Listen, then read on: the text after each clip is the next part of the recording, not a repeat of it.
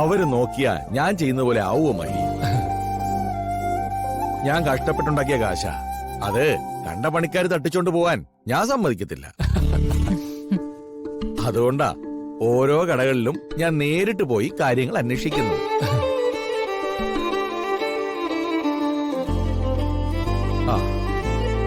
എടി ചന്ദ്രേ, നീ പിള്ളേരെ രണ്ടുപേരെയും കൂടെ വീട്ടിലേക്ക് വിരുന്നിനയക്കണം കേട്ടോ. പറ്റുമെങ്കിൽ നിങ്ങൾ എല്ലാരും വരണം. ശരി അമ്മായി.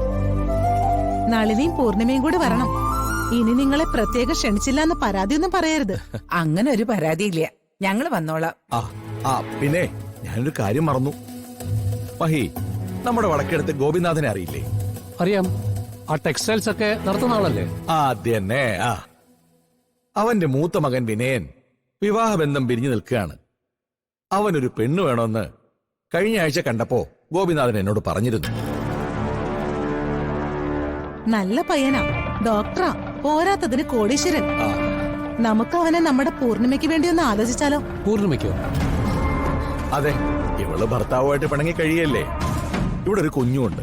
വിനയനാണ് പിള്ളേരൊന്നും ഇല്ലതാൻ. രണ്ടുപേർക്കും നല്ല ചേർച്ചയായിരിക്കും കേട്ടോ. എന്താ നളിനിയുടെ അഭിപ്രായം? ഈ കാര്യത്തിൽ തീരുമാനം പറയേണ്ടത് ഞാനല്ല, പൂർണിമയാണ്. അവൾക്ക് താല്പര്യമാണെങ്കിൽ എനിക്ക് യാതൊരു കുഴപ്പമില്ല. എനിക്കിപ്പോ കല്യാണമൊന്നും വേണ്ട. അതെന്താ വേണ്ടാത്തത്? നിനക്ക് അതിന് മാത്രം പ്രായമൊന്നും ആയിട്ടില്ലല്ലോ. ഞാനും സഞ്ജയും തമ്മിൽ പിരിഞ്ഞു എന്നുള്ളത് സത്യം തന്നെയാ. പക്ഷെ നിയമപരമായി സഞ്ജയ് തന്നെ ഇപ്പോഴും എന്റെ ഭർത്താവ്. സഞ്ജയ് അല്ലാതെ വേറൊരാളെ ആ സ്ഥാനത്ത് കാണാൻ ഈ ജന്മം എനിക്ക് സാധിക്കില്ല. അതെന്ത് വർത്തമാനമാ നീ പറയുന്നേ? പിന്നെ നീ എന്തിനാ ഈ പിണങ്ങി മാറി നിൽക്കുന്നേ? അവന്റെ കൂടെ പോയങ്ങ് താമസിച്ചൂടായോ? ഇല്ല, ഇനി അങ്ങനെ ഒരു ജീവിതം ഉണ്ടാവില്ല. മനസ്സുകൊണ്ട് ഞങ്ങൾ അത്രയ്ക്ക് അകന്നു കഴിഞ്ഞു. ഇതെന്തൊക്കെയാ പറയുന്നത്? ഒന്നുകിൽ അവനെ സ്വീകരിച്ച് അവന്റെ കൂടെ പോയി ജീവിക്കണം, അല്ലെങ്കിൽ മറ്റൊരു കല്യാണം കഴിക്കണം. ഇതിന് രണ്ടിനും തയ്യാറല്ലെങ്കിൽ പിന്നെ എന്ത് ചെയ്യാനാ? നിങ്ങൾക്കൊന്നും വേറൊരു പണിയുമില്ലേ? പൂർണ്ണിമയ്ക്ക് താല്പര്യമില്ലെങ്കിൽ പിന്നെ നിങ്ങൾ എന്തിനാ നിർബന്ധിക്കുന്നേ? ഒരു പെൺകൊച്ചല്ലേടി ചന്ദ്രേ, ഇവൾക്കൊരു ജീവിതം വേണ്ടേ? അത് ഇവൾക്കൂടെ തോന്നണ്ടേ? മോളെ, എന്താ നിന്റെ അഭിപ്രായം? എന്റെ തീരുമാനം ഞാൻ പലതവണ പറഞ്ഞിട്ടുണ്ട് ചെറിയച്ച.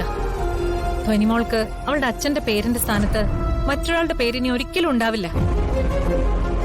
വേറൊരാളെ അംഗീകരിക്കാൻ മോൾക്ക് ഒരിക്കലും സാധിക്കില്ല. മോൾക്ക് മാത്രമല്ല, എനിക്കും. പിന്നെ ഞങ്ങൾ തമ്മിലുള്ള കാര്യം അത് ഇന്ന് വരെ എങ്ങനെയാണോ പോയത് അങ്ങനെ തന്നെ മുന്നോട്ട് പോകും. ഇന്നത്തെ കാലത്ത് ഒരു പെണ്ണിന് ജീവിക്കാൻ പുരുഷന്റെ തണല് വേണമെന്ന് ഒരു നിർബന്ധവും ഇല്ല.